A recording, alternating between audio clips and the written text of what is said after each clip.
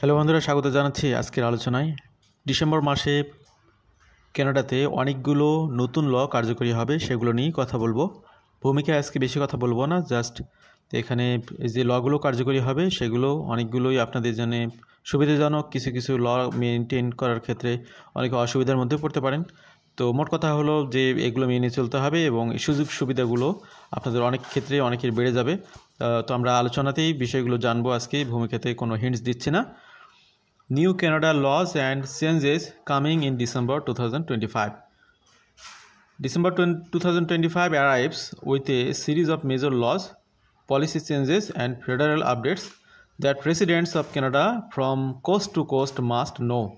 তো যারা কানাডাতে বর্তমানে আছেন তারা এই তথ্যগুলো জেনে রাখবেন, এগুলো আপনাদেরকে হেল্প করবে। From nationwide travel benefits returning for the holidays to new workplace leave rights, strengthened drug controls, and important municipal tax reminder for Toronto home workers. These changes will impact families, workers, and travelers coast to coast. তো কী বিষয়ে পরিবর্তন আসবে at a গ্যালেন্সে বুঝতেই পারলেন। সেটা হচ্ছে এখানে হলিডেজের জন্য বেশ কিছু সুযোগ সুবিধা হোল কানাডা ব্যাপী দিচ্ছে ট্রাভেলারদেরকে। মিউনিসিপ্যাল ট্যাক্সগুলো নিয়ে নতুন নিয়ম কার্যকরী হবে টরন্টোতে। ড্রাগ কন্ট্রোলের ক্ষেত্রে নতুন নিয়ম কার্যকরী হবে বর্ডারগুলোতে। এরপরে হচ্ছে মাতৃত্বকালীন ছুটি, সেক্ষেত্রে কিছু পজিটিভ পরিবর্তন আসতেছে। তো এই বিষয়গুলি আরও ক্লিয়ারলি জানবেন।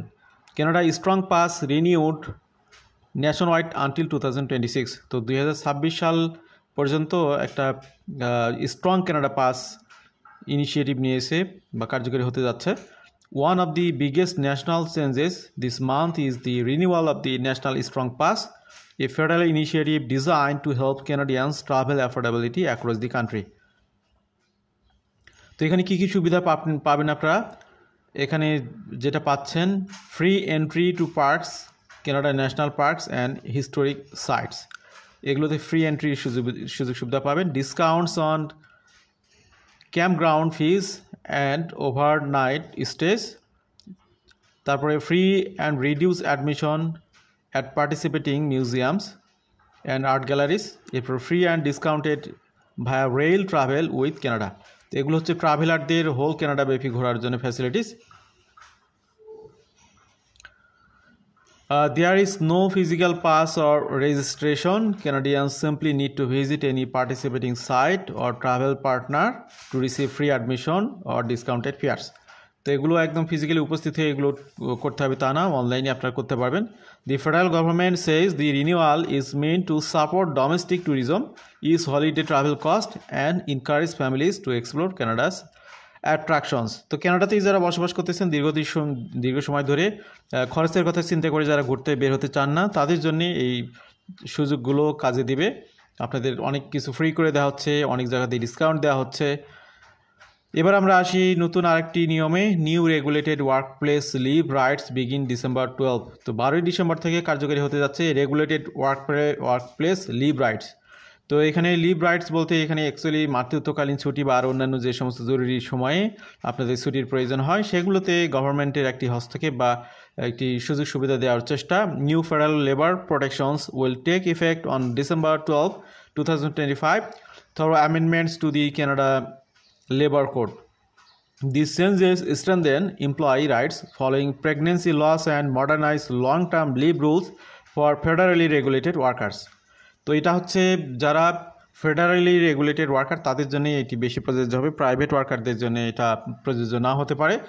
ইট depends on their own regulations. The new leave entitlements include কী এখানে সুযোগ পাবেন? Up to 8 weeks of leave if a pregnancy result is in stillbirth at over 20 weeks। তারপরে এখানে হচ্ছে up to 3 days of leave for other cases of pregnancy loss. First 3 days are paid for employees with at least 3 consecutive months of service. Leave can be taken once per pregnancy with no annual limit. তো এখানে বুঝতে পারতেছেন যে প্রেগনেন্সির সাথে relate করে অনেকগুলো লিভের সুযোগ দিচ্ছে ফেডারেল গভর্নমেন্ট ফেডারেল রেগুলেটেড প্রফেশনের জন্য। Other changes will ensure workers to extend leave can return to the same or similar position after their absence. তো দেখা গেলো মাতৃত্বকালীন ছুটি নিয়ে একজন দীর্ঘ সময় ধরে অফিসে অনুপস্থিত থাকলেন, তার জায়গায় হয়তো পার্ট টাইম বা ফুল টাইম যেটাই হোক না কেন কোনো একজন নতুন এমপ্লয়িকে নেওয়া হলো। দীর্ঘ সময় পরে সেই ব্যক্তি যখন ফিরে আসবেন তখন তাকে আবার জবটা ফেরত দেওয়া হবে। রিটেইনিং বেনিফিটস ডিউরিং লিভ, তারপরে receive notifications about employment opportunities, adjust the length of their leave with proper notice. The government is also expanding bereavement leave up to 8 weeks for the death of a child of the employee, their spouse or common law partner. তো এখানে শুধুমাত্র মাতৃত্বকালীন না, মৃত্যুকালীন ছুটিও এখানে allow করা হচ্ছে, যে এখানে কেউ যদি মারা যায় সেক্ষেত্রেও কোনো রিলেটিভস মারা গেলে সেই বিষয়ের জন্য আপনাদেরকে বিশেষ ছুটি দেওয়া হবে। These amendments represent a major update to labor protections across Canada, offering stronger support for workers dealing with loss while ensuring job security and community. তারপর আমরা আসি আরেকটা ল কার্যকরী হবে ডিসেম্বরের 19 তারিখ থেকে। Permanent federal controls on sedative take effect December 19. Canada is introducing permanent federal control on the sedative drug effective December 19, 2025. তো এখানে ড্রাগের ক্ষেত্রে তারা নতুন নিয়ম কার্যকরী করতে যাচ্ছে। এখানে বিশেষ করে Carisoprodol is used in some countries as a muscle relaxant but is not approved in Canada. The drug has been detected in illegal markets worldwide and has raised concern due to its misuse alongside opioids. Temporary emergency control implemented in February 2025 helped border agents interrupt illegal shipments. With permanent control now in place, any unauthorized possession, importation, sale or distribution of the drug will be matter of penalty. তো এখানে বুঝতে পারতেছেন যে ড্রাগের বিষয় নিয়ে এখানে নতুন করে কড়াকড়ি নিয়ম তারা চালু করবে। Toronto vacant home tax 2025 declaration portal now open. এখানে হাউজিংয়ের ক্ষেত্রে কিছু নিয়ম কার্যকরী হবে এটা। Although this change applies specifically to Toronto residents, it remains one of the key updates Canadians need to be aware of this month, especially for homeowners in the country's largest city.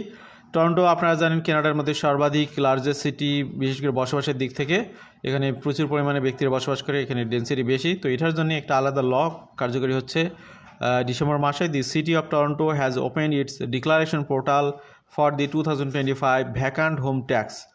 Vacant home tax রুলসটা কার্যকরী হবে। All resident property owners must submit a declaration for the occupancy period of January 1 to December 31st, 2025.